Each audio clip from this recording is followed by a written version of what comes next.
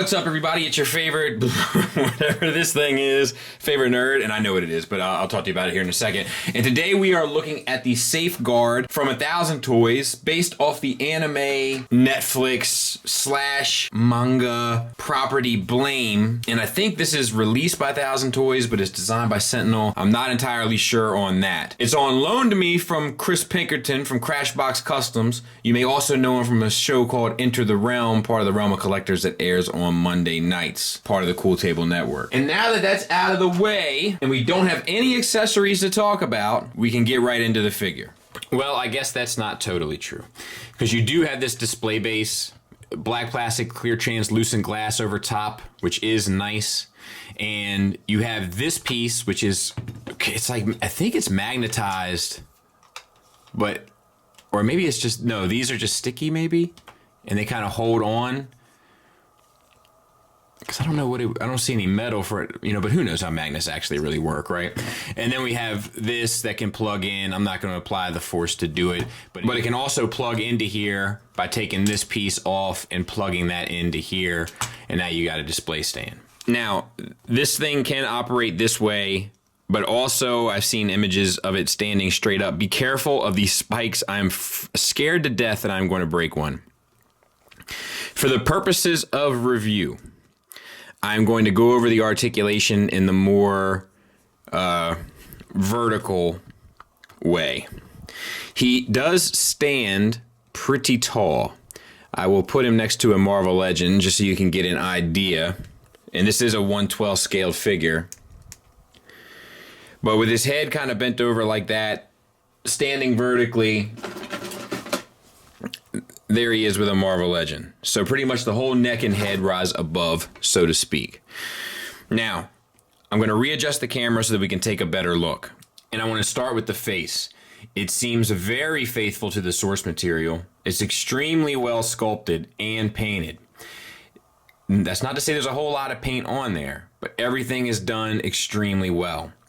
The sculpting, I think, kind of takes precedence over the paint work, but both are done well. The black paint and then the eyes are basically the paint applied here. Now, the head itself is on a ball joint that sits, the peg goes into the head here. So utilizing, well, let me just do all of them. So then there's another ball joint here. And it's just a ball and a socket.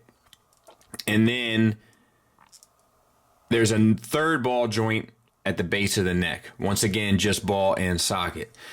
Using all three, you can get the head completely over.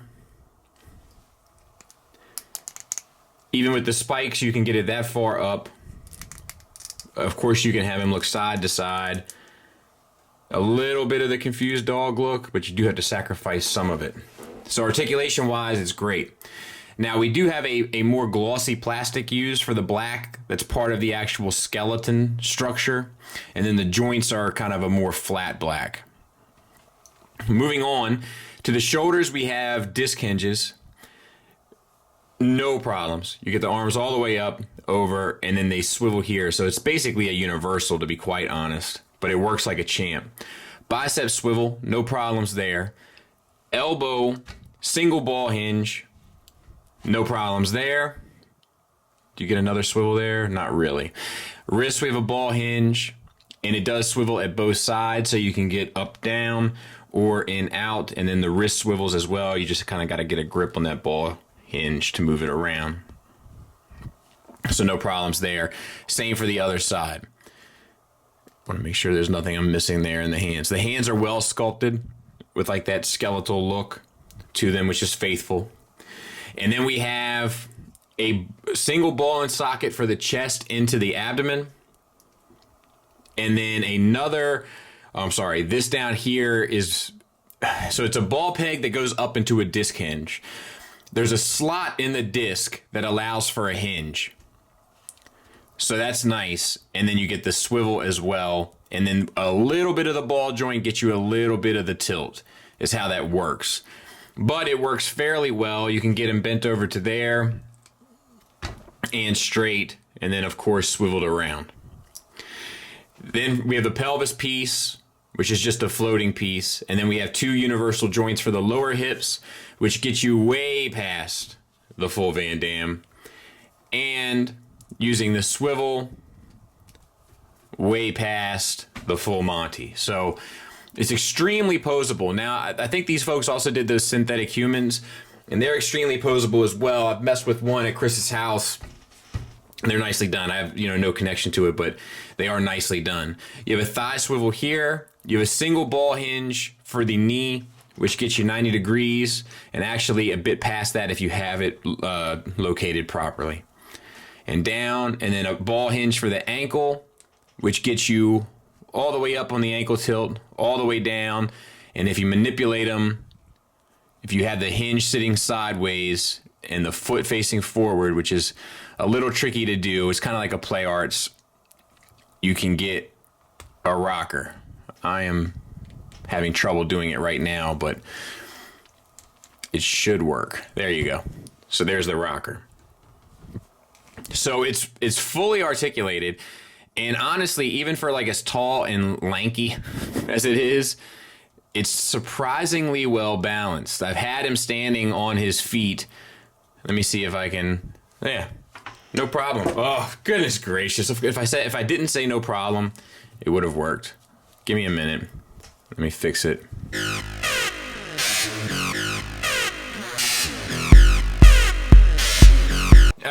I wouldn't have suspected that this was even possible. But even if this wasn't possible, it would have been okay because we had that display stand. Now, this is just a simple Sunday review, so I don't have any skid or anything and any real pizzazz, but aside from just showing you the figure, final thoughts-wise, I don't really have anything negative to say about it. The only thing I want to add is, first of all, he's standing now on the base and he's standing just fine, but see, I feel like I gotta prove it. No! Anyway. The spikes on his back here, be mindful. I've flicked them with my finger just by accident a number of times, and there's been no issue, but they make me very nervous, so please use caution. The materials feel great. The presence, to me, and I'm not the biggest, knowledgeable expert on blame. I've even heard people refer to it as blam when I was looking into it a bit. It seems incredibly faithful to the source material, so the presence seems right on the money, and the materials feel good. The articulation works like a champ. There's not a lot of paint on this thing, but the paint that is there is clean and sharp. There's a difference in plastics in order to give different effects. It has a display stand, which is one of the few things that I would have critiqued only because of his lankiness. In order to get him in some of these cooler poses, it would have been much more challenging. So, I'll be honest with you, I don't really have any complaints about this. I feel like if you were into this series, you would probably love this, and I would give it a strong recommend. Or if you just like cool figures or unnerving figures, because it is a bit strange, I would recommend this. Thanks for listening. Thanks for watching. Until next time, take care.